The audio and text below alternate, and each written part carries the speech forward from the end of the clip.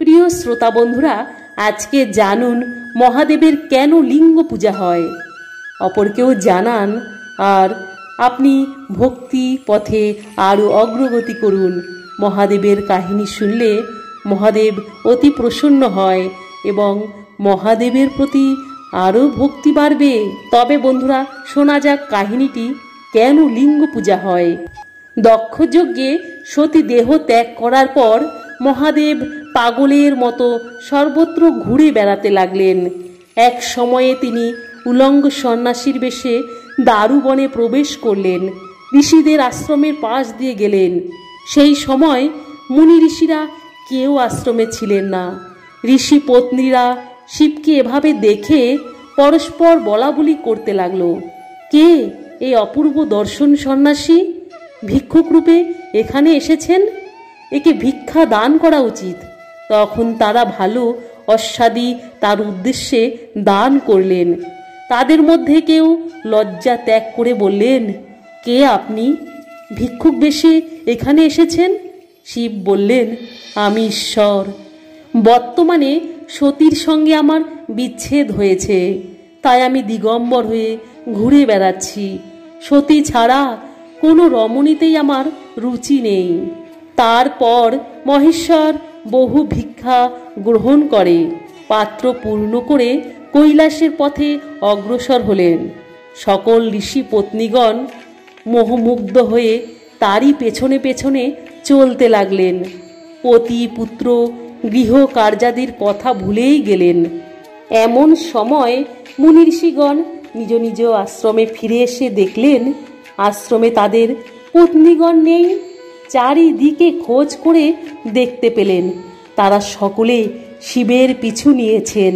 খুব রেগে গেলেন ঋষিগণ, অভিশাপ দিলেন, তুমি দেবাদিদেব মহাদেব হয়ে আমাদের পত্নীগণকে হরণ করলে, কাজেই তুমি ক্লীব হও।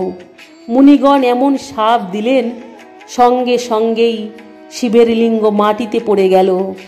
তারপর সেই লিঙ্গ বাড়তে লাগলো। অল্প সময়ের মধ্যে সপ্ত পাতাল, সমগ্র পৃথিবী এবং অন্তরিক্ষের সকল স্থানে সেটি বেড়েই চলল। তখন জগতের সব কিছুই সেই লিঙ্গে বিলীন হয়ে গেল। তখন মুনি ঋষিগণ তার নাম লিঙ্গ রাখলেন। ব্রহ্মা, বিষ্ণু, ইন্দ্র, বায়ু, অগ্নি, লোকপালগণ সকলে সেই বর্ধিত লিঙ্গ দেখে অবাক হলেন। বিস্মিত হয়ে ভাবতে লাগলেন, এই লিঙ্গের বিস্তার কত, এর শেষই বা কোথায়? তারপর ব্রহ্মা সেই লিঙ্গের ঊর্ধ্বসীমা দেখার জন্য আর বিষ্ণু নিম্নসীমা জানার জন্য চললেন। কিন্তু বহুদিন ধরে চেষ্টা করেও উভয় সেই লিঙ্গের শেষ দেখতে পেলেন না। তখন উভয়েই ফিরে এলেন। ফিরে আসার সময় ব্রহ্মা মেরুপৃষ্ঠে নামলেন। সেখানে সুরভির সঙ্গে তার দেখা হলো। সেই সুরভি তখন কেতকী গাছের নিচে দাঁড়িয়েছিল। ব্রহ্মা সুরভিকে জিজ্ঞাসা করলেন, হে সুরভি, শিবের লিঙ্গ ত্রিভুবন বিস্তার করছে, তুমি কি দেখেছ সেই লিঙ্গের ঊর্ধ্বসীমা? দেখবার জন্য আমি গিয়েছিলাম, কিন্তু বহু খোঁজ করেও দেখতে পেলাম না, তাই ফিরে যাচ্ছি।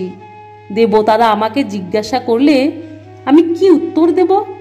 এখন আমি যদি মিথ্যা কথা বলি তারা বিশ্বাস করবে না, তাই তোমাকে অনুরোধ করছি, তুমি যদি মিথ্যা সাক্ষ্য দাও তাহলে আমার সম্মান বাড়ে।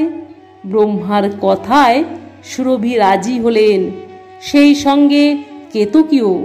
ব্রহ্মা তখন আনন্দে দেবতাদের কাছে গিয়ে বললেন, আমি লিঙ্গের উপর তল দেখে এসেছি, অপূর্ব সেই লিঙ্গের মস্তক।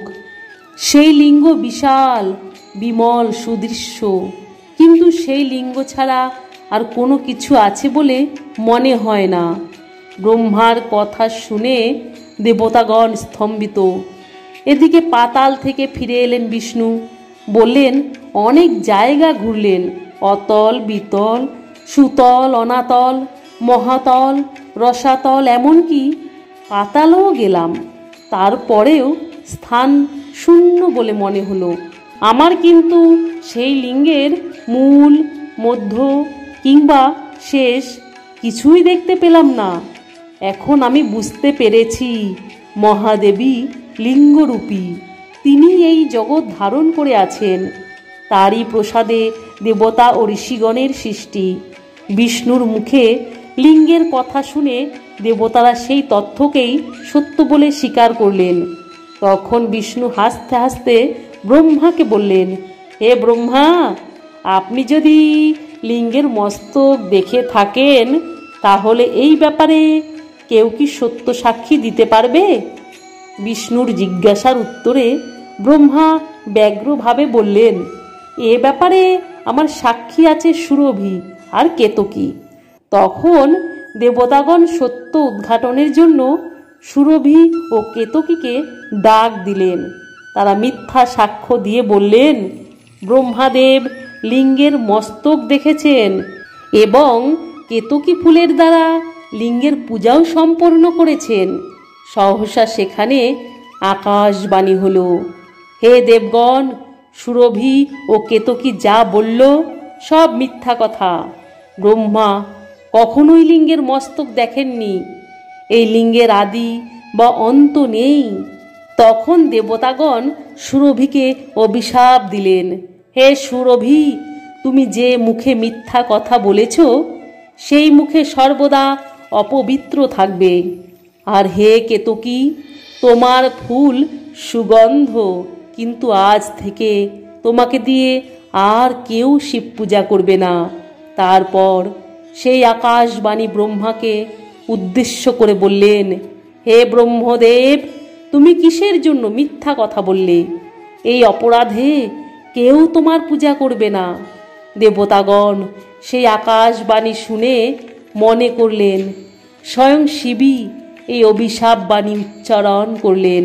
তারপর সকলে তার স্তব স্তুতি করলেন এবং ভক্তি ভরে লিঙ্গ পূজা করলেন।